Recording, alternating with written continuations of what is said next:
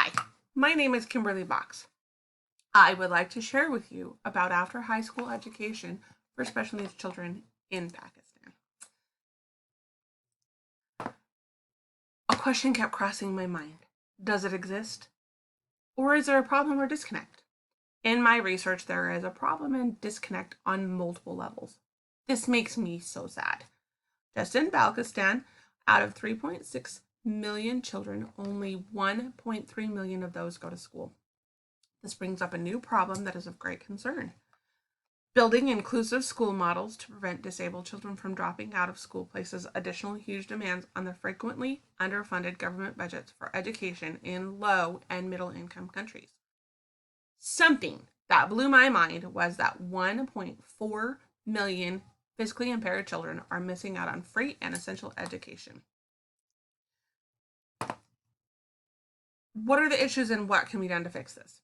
In the Southwest and other parts of Pakistan, it's not unusual that parents feel shame, suffer acute stress, and respond with violence when their children underperform at school. Attitude differences compromise not just ongoing efforts to build an inclusive school system, but also the professionalization of special education training and practice. Unless the quality of the teaching and the attendance teachers improve, Pakistani parents see little use in enrolling their children in school. Contributing factors to the number of the children being not in post-high school education can be most of them drop out before reaching high school. And most of them, even before that, in the intermediate, before they even reach intermediate level of education, which happens in illiterate and poor households. Large family size contributes, as well as attitude of the household members to the children's disability, level of satisfaction with the school, and the distance to get to the school. Physical hurdles that hindered the mobility of the children and even imperiled them was another big concern.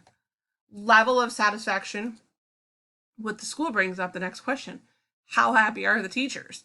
And do they have the appropriate and proper training to be beneficial to those in their classroom?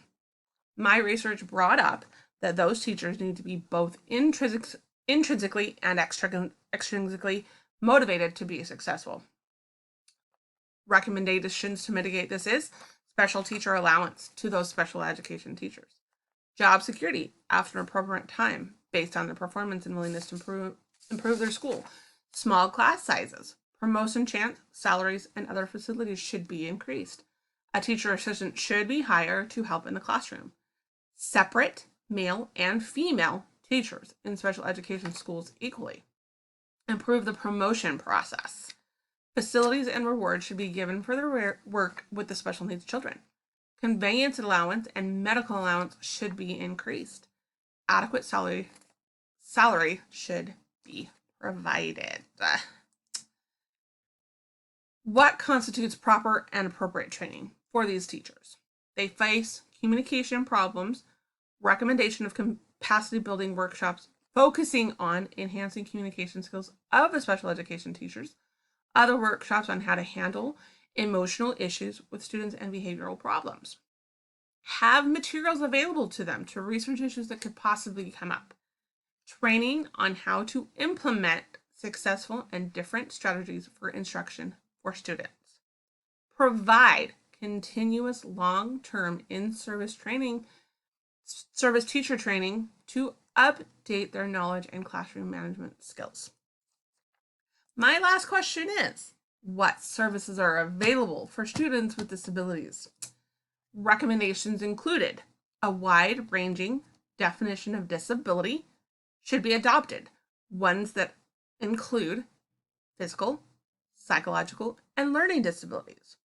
Appropriate access and accommodations to include ramps, elevators, lifts, wheelchair access, special washrooms available, comfortable furniture in classrooms, appropriate signage, and things for them to easily navigate the campus. Appropriate admission tests available for all students. Have access to labs, libraries, and online books for those that need it. In conclusion, my presentation does not cover funding issues. It acknowledges there is a problem and gives suggestions on how to fix them. This is a good subject to be further investigated and to research. to find ways to cover the funding issues. But thank you for listening to my presentation. I hope you enjoyed it and have a great day.